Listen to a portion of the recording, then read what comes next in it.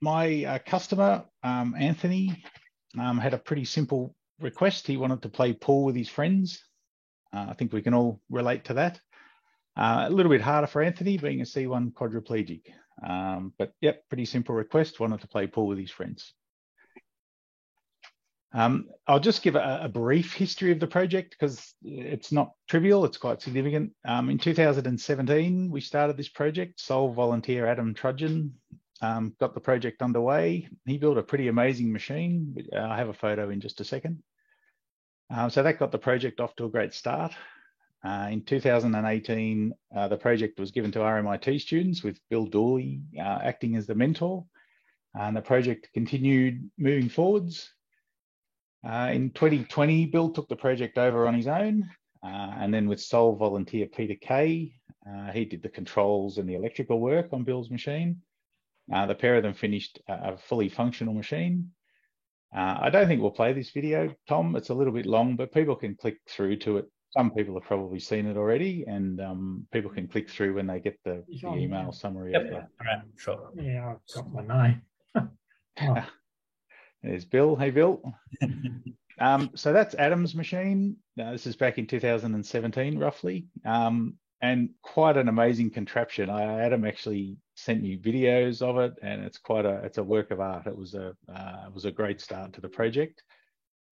Interestingly, there he used a reversing camera off a car to the line of sight, which I thought was a really good innovation. I played with that for a while. I couldn't get it to work finally.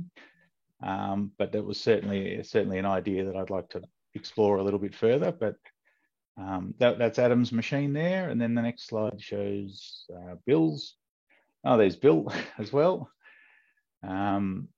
Yeah, so that's Anthony. Now again, Bill's machine and Adam's machine, both of these were attached to the wheelchair, and that was part of the early brief. Anthony wanted to play pool completely on his own, and so their devices were much bigger machines, and they were attached to the wheelchair. One more view of Bill's machine, Tom. Yeah. So as you can see, quite a complex bit of equipment, but this machine worked and it looked like great fun to use, but it did have a couple of issues. As per the next slide. Yep.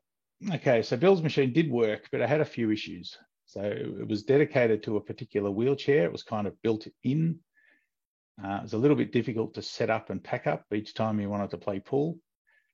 It was a little bit difficult to position the machine directly over the white ball because that was relying on Anthony's wheelchair driving ability and the resolution of his controller, which he controls with his chin, incidentally. So he's pretty good at it, but it was challenging. And it was slightly dangerous to the pool table and to the people nearby when Anthony was zipping around the room. So I've known Bill for years, and I'd been following the project and contemplating these limitations. And I ended up coming up with a concept that addressed most of them. So my idea was to recycle all the existing ideas and the existing work that had been completed. So by that, I mean, we position the machine over the white ball. We have a rotation feature. We have a laser for alignment. We have a spring-loaded striking mechanism. But my idea was to package it up in a small, compact, standalone device. So it was to be battery powered, it was to be remote controlled, essentially a small remote controlled robot. I started fiddling with prototypes during one of Melbourne's famous lockdowns. I think it was lockdown 6 in 2021. I'd pretty much watched all of Netflix, and so was looking for things to do. So I toiled away for a little while. Once I had something working, I took it to Bill. And that was a little bit nerve-wracking for me because I didn't want to sort of gazump or pretend that I'd stolen his ideas, but that's basically what I'd done. But anyway, he loved it. He was on board straight away. At this point, I wasn't even a Solve volunteer, so I thought I'd better sign up, join Solve. Bill and I went and visited Anthony and sort of pitched him the new concept, which he liked. And then, the hard work began. So I wanted the machine to rotate a full 360 degrees, and I came up with this crazy base, which was a 3D printed housing and a Lego basically a Lego drivetrain. I pulled apart some of my son's old Lego and raided that for parts. There's a little video on the next slide.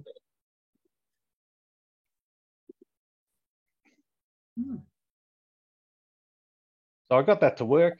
It was a bit iffy, but you know, it proved that it was sort of feasible.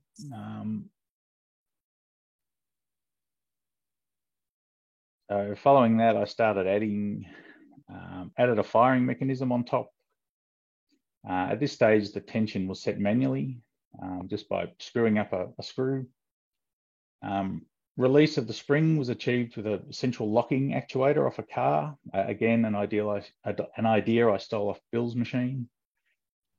At this time, which you'll see in the next video, I had a few issues keeping the thing upright. And my dad's never allowed to see this video. Because I just about my dad's not allowed to see the video. About trashed his pool table. Oh.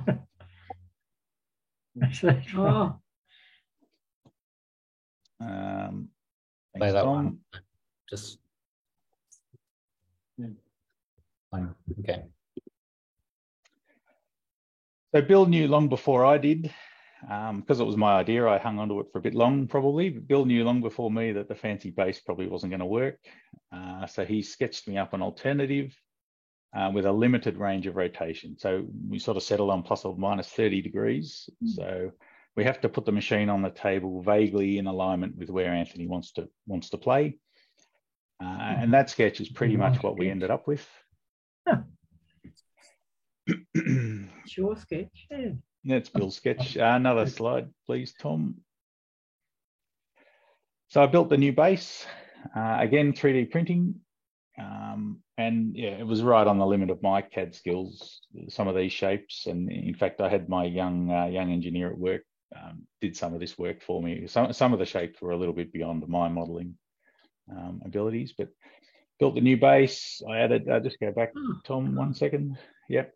Added the laser on the top, added a couple of motors for rotation and for tension. And control was fully wired at this stage. So it was basically plugged into the wall with buttons to control. So I wasn't satisfied with one laser. I couldn't play properly with one, and you'll see that a little bit later in the presentation. So I added 2 more lasers. I finished up with 3. Added a control box on the top, added some batteries. I didn't need 2 for power, but I needed 2. I wanted 2 for balance. I wanted to keep the machine balanced. And I made the machine tall but symmetrical on the vertical axis. So I could, that was in an attempt to improve accuracy and to manage sort of the recoil issue. One more slide.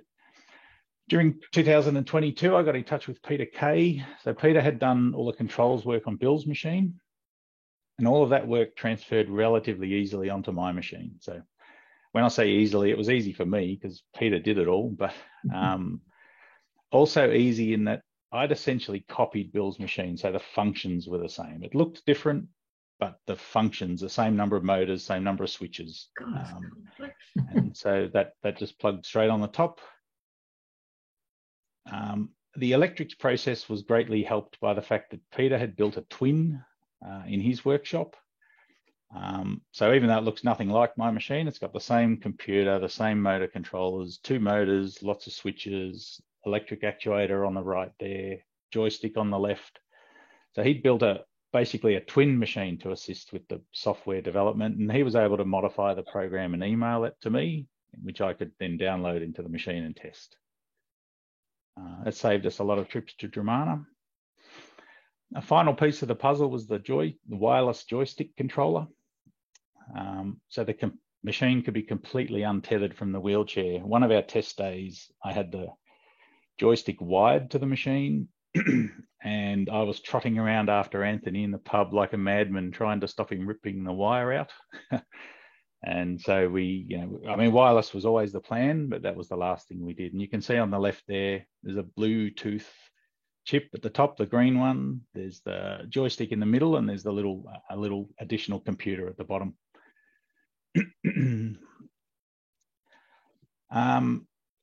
Basically, the machine's finished, And I bought a very nice carry case for it, which I'm very pleased with. Up until then, I'd been carting it around in a cardboard box, and it was getting damaged, and it was getting, it's a little bit fragile. So the carry case makes it look good and easy to transport.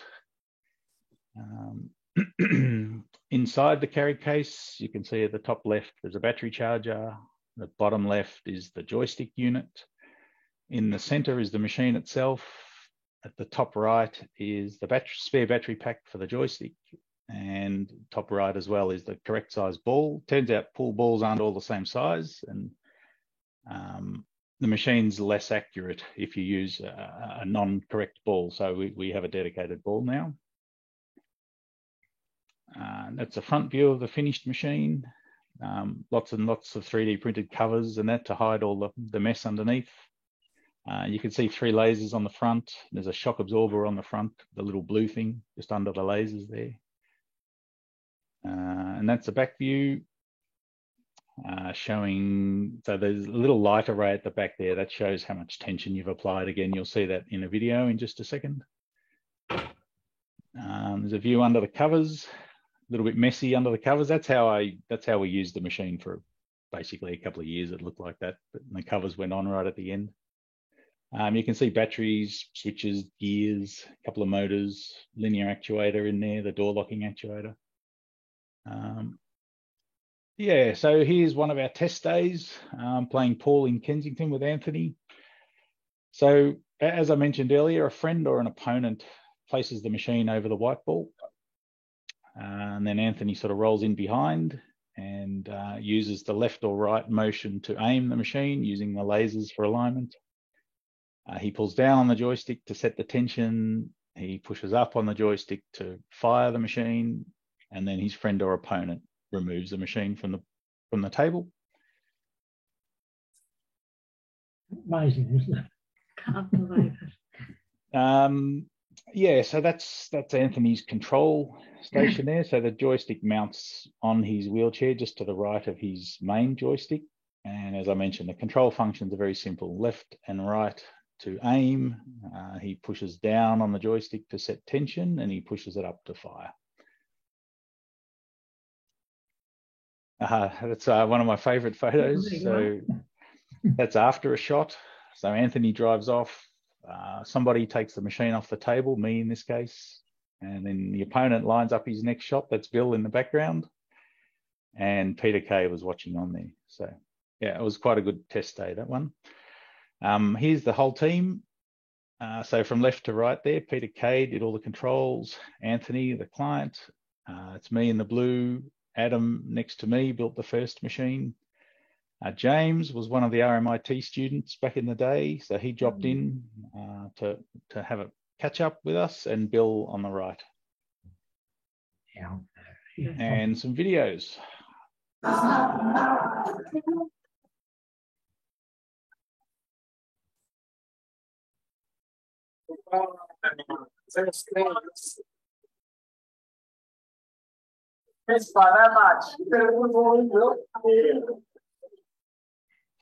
What we found playing with the machine was that the game was almost real time. It was almost, maybe a tiny bit slower than a normal game of pool, but it was pretty close to real time. So it's quite good fun to use. And with a bit of practice, the machine can be quite competitive. This should go to the next one, Tom. Yep. Unfortunately, I haven't been able to make it produce backspin yet, so that can be a problem if you're hitting straight on.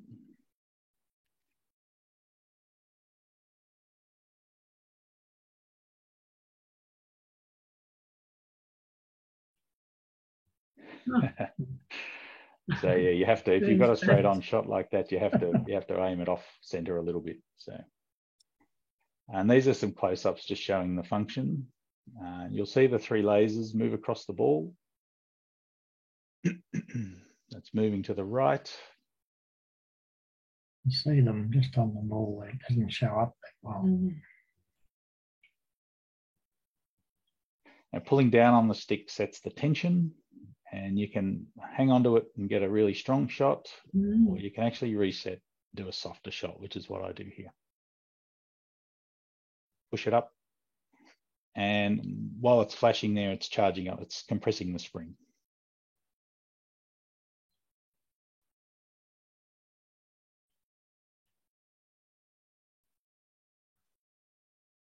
And I have one more video just showing a longer shot. So again, left and right to aim, keeping an eye on the 3 lasers. I think.